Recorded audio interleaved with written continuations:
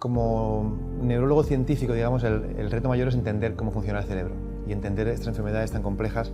que la enfermedad es difícil en sí, pero el sistema que afecta, que es el cerebro, es un sistema muy complicado y que no conocemos bien. Ahora como clínico puro, ya dedicándome únicamente a pacientes, realmente el reto mayor es que el paciente con Parkinson es una persona con muchos problemas en la salud, no solamente los conocidos neurológicos como el temblor, los movimientos. Es entender cuál es la mejor manera de mejorar la calidad de vida del paciente, que no siempre es obvia. Hay que entender que el Parkinson es una enfermedad que, aunque todos tenemos una idea más o menos de qué síntomas de un paciente con movimientos lentos, con un poquito de rigidez, el temblor, el Parkinson es una enfermedad que afecta a todo el sistema nervioso. Y el sistema nervioso es el cerebro, pero también es el sistema nervioso periférico y el sistema nervioso autonómico. O sea, el sistema nervioso controla el tubo digestivo, controla las funciones genitourinarias, controla el pulso, la presión. Entonces, un paciente con Parkinson tiene problemas de muchas índoles. Entonces, la clave de este paciente es entender que sus síntomas son un conjunto de problemas de diferentes áreas, que con frecuencia los motores son los que más le afectan, pero no siempre.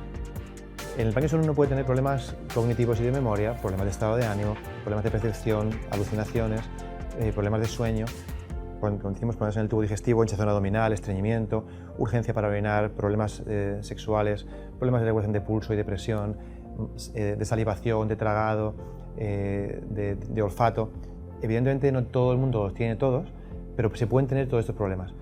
Y hay pacientes en los que no son los problemas motores los más importantes. Y la apatía o la depresión le afectan mucho más, o las alucinaciones, o el problema de tragado. Entonces, la clave en el Parkinson es que hay que intentar de alguna manera estar pendiente de todos esos aspectos todo el tiempo. Y de hecho, los pacientes con Parkinson que se operan y que mejora mucho la parte motora, es muy importante seguir viéndoles y no dar por hecho que ya están bien, porque la enfermedad sigue ahí y aparecen otros problemas que hay que tratar. Y uno como médico a veces, ¿cómo diría? Estás buscando un síntoma que es el más frecuente,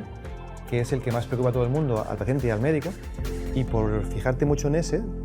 te dejas de enfocar en otro que en el fondo es lo que afecta más a la calidad de vida del paciente. Y hay pacientes que se quejan y que lo cuentan, pero hay pacientes que no. Y de repente uno se da cuenta, pasa un año, que esta persona tiene este problema, que no le deja salir de casa, que tiene, yo qué sé, que tiene una incontinencia urinaria, algo que no ha contado y que no hemos estado hablando de ello porque mejoró el temblor, caminaba bien, y la calidad de vida sigue siendo mala, sigue recluido en la casa, y es una cosa que se podría haber manejado. O sea que en el Parkinson la clave es que el médico entienda, los médicos generales, neurólogos generales, los pacientes y los familiares, que es una enfermedad que afecta a gran parte del ámbito de la persona. Aunque las enfermedades que se benefician de la cirugía son diferentes, pero en las tres, tanto la distonia como el temblor esencial como el Parkinson, son enfermedades que tienen tratamientos médicos que uno puede utilizar para mejorar al paciente, particularmente el Parkinson. Hay muchas medicinas muy útiles, y lo que tienen en común en cuanto a la cirugía es que cuando el paciente tiene algún beneficio del tratamiento, pero no es suficiente para que su calidad de vida sea la adecuada, ahí es cuando uno entraría a pensar en tratamientos avanzados como la cirugía. En el caso del Parkinson, que es el que más frecuentemente operamos, las medicinas del Parkinson funcionan muy bien para los síntomas, controlan muy bien al paciente durante años, pero con el tiempo la enfermedad va evolucionando, la medicina va teniendo sus complicaciones, y entonces llega un punto en el que, aunque el tratamiento les puede ayudar en algunos momentos del día, no es suficiente para que tengan una calidad de vida adecuada. Dentro de ese grupo de pacientes que fallan o que no acaban de estar del todo bien con las medicinas en ese momento, algunos son buenos candidatos para la cirugía. Pues hablando del Parkinson, tiene que ocurrir varias cosas. La primera es que tenga Parkinson, y eso no es trivial, porque hay un grupo de enfermedades que se llaman parkinsonismos, que son 4 o 5 enfermedades, y dentro de las cuales el Parkinson es la más frecuente, pero es solamente una de ellas, y solamente el Parkinson se beneficia de la cirugía. Así que primero hay que tener claro que el diagnóstico es Parkinson y no un parkinsonismo. Y al principio de la enfermedad se pueden parecer. Cuando ya pasan los años y está claro que el paciente tiene Parkinson, la evolución es evidente, la respuesta a medicamentos es evidente, ya cumplen el primer criterio. El segundo criterio es que la medicina, la levodopa, le mejore mucho los síntomas. Y cuanto más le mejore los síntomas, mejor. Y esto es porque los síntomas que mejoran con la cirugía del Parkinson son los que mejoran con la medicina. Cuando ya le conozco bien, estoy convencido de que tiene Parkinson, cumple todos los criterios, hablo con el paciente y estamos todos de acuerdo, entonces hacemos un test que se llama un test de levodopa, que quiere decir que yo veo al paciente un día por la mañana sin tomar la medicina. Le quiero ver, vamos a decir, en su peor momento, un momento con todos los síntomas. Le hago una escala que se llama la UPDRS, que es la escala frecuentemente utilizada para cuantificar la severidad de Parkinson. Luego le doy una cantidad de medicina de levodopa mayor de la que él suele usar, una cantidad alta, le dejo en la oficina durante una hora y pico, que la medicina le haga todo el efecto, y cuando tiene todo el efecto, le veo otra vez,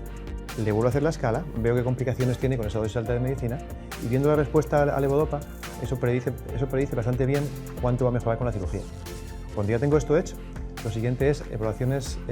neuropsicológicas, que son evaluaciones de memoria, atención, de la capacidad cognitiva, del lenguaje, para asegurarme de que no tenga un problema cognitivo, y luego hacemos evaluaciones psicológicas del paciente. Cuando tenemos todo esto hecho y ya yo tengo claro que es un buen candidato y estamos de acuerdo el paciente y yo, entonces refiero al paciente a mi compañero, el doctor Lozada, que él evalúa la parte neuroquirúrgica, si hay alguna complicación, algún problema. Si él está de acuerdo con mi evaluación y también piensa que es un buen candidato, pues ya directamente va para la cirugía. Cuando un paciente con Parkinson se opera, lo que ocurre es que ya va a pasar el proceso de la cirugía, vamos a decir los primeros 6 meses de la programación, se va optimizando los medicamentos, la programación. Lo que ocurre es que los síntomas que mejoran con la cirugía de Parkinson,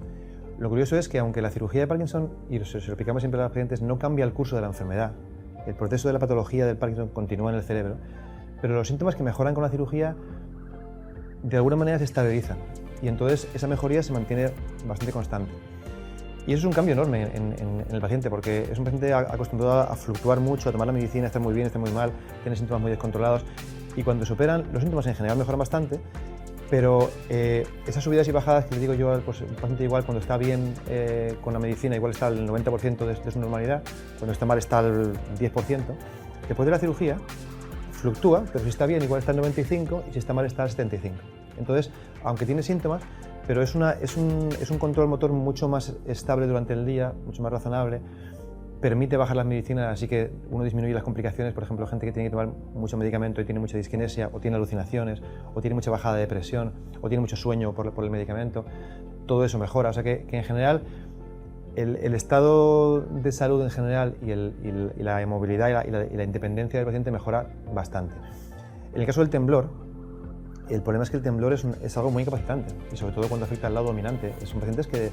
dejan de poder ir a cenar fuera, luego dejan de poder o de querer salir por medio del temblor, luego no se pueden hacer su higiene personal o pues lavarse los dientes, afeitarse porque no, o maquillarse porque no pueden por el temblor, cuando no pueden caminar bien, aunque la medicina les haga caminar, pero entonces no son completamente independientes, no se pueden quedar solos en casa. Entonces, tener ese control, digamos, más constante del movimiento cambia drásticamente su calidad de vida.